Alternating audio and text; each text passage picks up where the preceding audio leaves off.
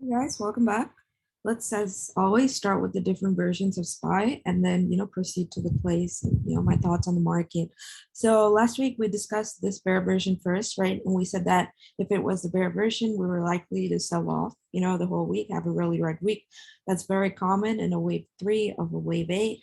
So that's actually what ended up happening, right? So if you were a bear, you made a lot of good money. Last week, you can see that we just kept going down straight. So this is still the bear version, but in the bear version, you can see that either 4379 is the bottom, right? Right now, either the market does this, right? Makes a higher low, pushes higher, or it will come down to the 2 fib, right? So probably a flush right at open before it has to bounce. So even in the bear version, I do think that we are, going to have a slight bounce. And if this version holds true, I would expect the market to kind of find a rejection at 4482, right? So like 80 points before we go down to 4277. So this is the bear version, right? There is a less bearish version, like this is short-term bullish, right? Last time we were expecting it to bounce off the trend line, but it just broke the trend line and it fell apart, right? But in this, you can see that instead of a 1, 2, 3, 4, 5, I have an ABC, right? And ABCs generally, tend to end at the 1.618 fib. And sometimes, they go to the 1.8 fib. So that's why I'm assuming that if we can break above, 4485, like I mentioned last time, then we're likely in a wave B, right? Instead of it finding a rejection here, we're just, going to continue moving higher to 4704 before we come down, right? So that's also another version, right? Which is short-term bullish, but it's still bearish in the long run, right? And again, let's look at the bullish version, right? Because I have to show you, because there's always a bullish alternative, which is possible, right? I'm assuming that the market here in this area is likely to find itself a wave four bottom, right? Into big tech earnings, or after, like we sell off into big tech earnings and then we pump after, right? And we go all the way to 5,000. Like, I think this is the least probable one out of these two, right? That's just my opinion, but I have to show you all all three, just in case, stay unbiased. So that's my thought on the broader market, right? Last time I assumed that, ARK is likely to have a bounce. I was a little bit early, but I'm still on the same page, right? I think this 1.618 fib here around 70 bucks is, plenty of support for ARK to make this wave B bounce, which is why I think this short-term bull count, right, could be probable, because that would have all of it bouncing at the same time. Keep in mind, wave Bs are really vicious. They tend to happen really fast. So you could be fooled into thinking that the market is, kind of going to go to all-time highs and stuff, but it could, just find rejection at these key levels before it makes a bigger move to the downside after Fed, right? So we could have a relief rally since the market is really oversold. And then we could definitely, right, pump into Fed and then, continue selling off and have a bad bloody day. So be careful, right? Trend lightly. I still think all the plays, suggested last time, like Snap, like Affirm, all of them are. Snap does, have a gap to fill till 29. So it either, it's in its wave five. So it either finishes this gap and then bounces again. I still have the same targets, right? And as long as you have time on your contracts, you should be good to go, right? I expect either this gap to fill and bounce, or it should, honestly, the 1.8 fib is here, so should be able to find some kind of sustainable bounce into this week and into Feb, right? So that's what I have for Snap, right? Affirm, UPSD crowd. I still have the same thought that they're all going to bounce, right? I just wanted to go over them and show you that, they have very similar chart patterns. And if the short term bull count holds through, and if ARK kind of bounces, then those charts are likely to pay out as well. But again, you should have your own stop losses, right? Because no one is really trying to buy right now, right? Cumulative volume is really bad. So you have to take these, ideas and plays with some kind of risk. So with that being said, right, let's go through this week's, playlist. The first chart I have is actually AMD, right? So for AMD, this is actually what I have, right? This is the 4-hour chart. And you can see that this is the trend line I have for AMD. And that's why you can see my entries are from 114 to 117, right? So in this range, and it can go as low as 112, right? So I would what I'm looking for is I have 1, 2, 3, 4, 5, right? In an ABC in AMD, right? So here I can count a zigzag is completed in AMD. So which is why I think it could use the bottom of this trend line, right? Or this 1.618 fib as support to bounce higher into 142, 150. So that's the reason I have AMD. I'm thinking a quick flush, right? Below this trend line, and then it moves back up. So obviously with time, and it has earnings coming up right on the 2nd of Feb. So that's why I think, it could have some kind of bullish pre-earnings run up.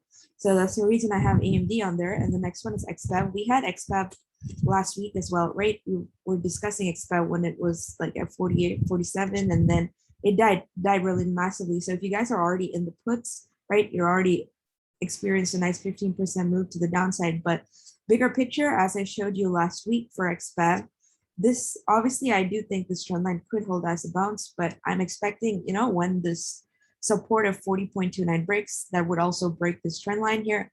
That's when X5 is, going to likely to continue selling off, right? So if you're already in from last week, you could just continue to hold, right? But if you're not in, your confirmation would be break of this trend line support, and then it could, play out this chart pattern. So that's why I put X5 back on there, right? Another chart, a really EV again, right? I have selling off is Lucid, right? Anywhere from 37 to 40 are good entries on Lucid, because bigger picture, right? This was your wave A, this was your wave B, and then we're gonna, same as XFAB, right? Sell off in a wave 3. So EVs do tend to have a similar trend, right? So I do think if Lucid breaks, 37, 36, it's gonna keep selling off. So as I have, any bounce, right? I think Lucid is a good point to acquire puts on it, right? So that's why I have my targets are 34, 29 in like 4 to 6 weeks. So that's why I have Lucid. Walmart again, right? We've been short Walmart since last week, and Walmart did have a nice sell-off, but it is kind of a boomer stock. So you kind of have to, buy a lot of time and just, it's like watching paint dry. So Walmart will sell off, and you can see it does have this trend line support, right? So the minute Walmart breaks like 138.5, it will break this channel, and that would result in a massive sell-off. So again, just by a lot of time because it's a boomer stock, but my targets are, 135, 120 in time for Walmart. Okay, so the next one is Baba, right? What do we have for Baba? So for Baba, I'm personally assuming this is a wave 1, right? Play this with really tight stops, right? Because this entire thing could end up being a wave 4, and then, we just continue selling off to 100. So make sure you have tight stops whenever you enter, right? So for Baba, I'm assuming this was a wave 1, and this is an A, right? B rejected at the 0.236 fib. Either 120 or 116 should, be where wave C ends before it reverses. So this is why I, kind of have entries at 116 to 120. It is either those two fibs are going to hold, and that's why my stop is all the way at 110, because wave 2s tend to be deep, right? And it can sell off, right? Could push a little more lower, but obviously if it goes to 110, it would break this low, and then if it goes to 110, it's going to sell off to, I'd say 90 at least, right? So honestly, I'd move the stop up, right? I'd move it to 113, 114, right? Just because I feel like 110 is too broad, right? I think this is a must hold fib at 116. So if this fib holds, and if you see a bullish reversal, then it's likely, in a wave 3. And then at that point, right, all the safety money could rotate into China place since they're undervalued, right? And then stocks like Baidu, Baba, PDD could all, reverse to the upside. So it's kind of why I have Baba on the watch list right now.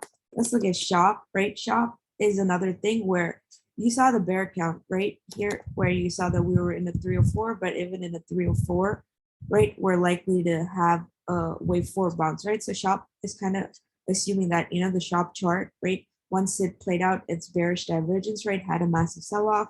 Here you can see that the Shop is, kind of close to the below the 2 fib and close to the 2.414 fib. So either it completely sells off to 800 and has a massive bounce, or it's, going to have reverse here and go higher. So that's why I have, Shop calls greater 914. So when it breaks 914, then I think it easily hits the next fib at 976, right? So that's like a good $60 bounce. So that's why I kind of have it like, kind of a short-term play on Shop. So that's why I have, just 2 to 3 weeks on that. So that's why I, had Shops on there. So Nike, let's look at Nike. So Nike is going to do one of two things, right? That's why I have both calls and puts for Nike, because if Nike can break the previous high at 145, right, then I think it stands a chance to go to 150, 156, right? This would assume that this is where wave A ended. We're bouncing for the wave B. But again, Nike does have this big ass gap to fill to the downside, right? So that's why I assume, right, my puts target is when it breaks the low at 141, it's going to fill this gap to 134. So keep your eye, right? Nike's a good play either way. I think it's going to have a nice move up or down. So that's why I have calls and puts for Nike. All right. So make sure to check out the link for the Discord at the bottom, right?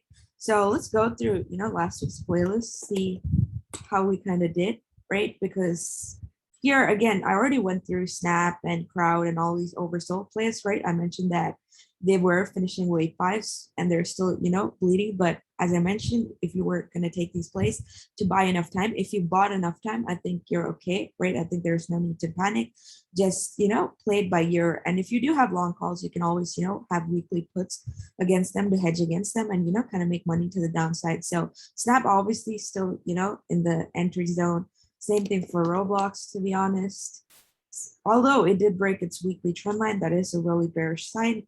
If it's unable to find support, Monday flush, then Roblox does, breaking a weekly channel is going to be really bearish. But another thing Roblox, can do is, it could come to retest this weekly channel. So if it can break, 76, 77, then, it would be time to exit your call. So there's no need to panic sell, right? Just watch, give it a day or two to see how the movement progresses. I still think our bounce, which should take all these stocks higher, right? Crowd, it had a similar theme, right? Crowd had a similar theme where I was expecting a wave 5 bounce, but again, wave 5s tend to finish viciously and the B wave bounces tend to happen really fast. So you may not be able to get an entry, but the same logic. As long as you have a month or two of time, I do expect these charts to kind of play out. So right now those plays are, just kind of still in progress.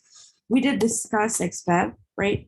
Our 30-minute XFEB chart, our entry was from 48 to 47. And then we were expecting 45, 42. XFAB hit our targets, right? A nice 15% move to the downside. Again, Tesla, we wanted to enter 1050 to 1020. And then, we kind of wanted 940 and 845, right? So what did Tesla do? It bounced to like 1060, right? And then it died to 933. So that was a really nice, 12% move to the downside. So if you guys got in there, right, I hope you make good profits. The next one was, again, Facebook, where we wanted to play puts below 321. What happened to Facebook? The minute it broke 321, it just, you can see the reason I had 321 as my level is because the minute it broke that, you can see we just, kind of straight flush to the downside. We flushed 17 points, almost 5%. So that was a good move. I think the theme was pretty clear. Like all the puts, like if you chose the puts, you made a lot of money. And if you chose to play calls, right? I think for me personally, I think of it as scaling into a position and it's more of a swing, right? So I still don't think they were bad plays. I still think that they're going to work out. But again, obviously you don't have that instant satisfaction like puts gave you, right? Again, Walmart, what do we want? Puts below 141, 144.38. And what happened below 144.38? Walmart died to 139.65. So 3% on a boomer stock is good money, right? So Walmart did well. Again, Affirm had news, right? It had the Peloton news, so it did get butchered, but it did bounce from 64 to like 70. But again, that's not really a W. But yeah, still the same thing as Snap, same thing as ARK. I do think it is gonna find some bounce, but again, you have to play these with caution. You have to, hedge with weekly puts, yada, yada, yada. All right, thank you so much. That's all I wanted to go through. Make sure to, check out the rest of the YouTube channel, check out the Discord link, and I'll see you guys later. I hope you have a good week.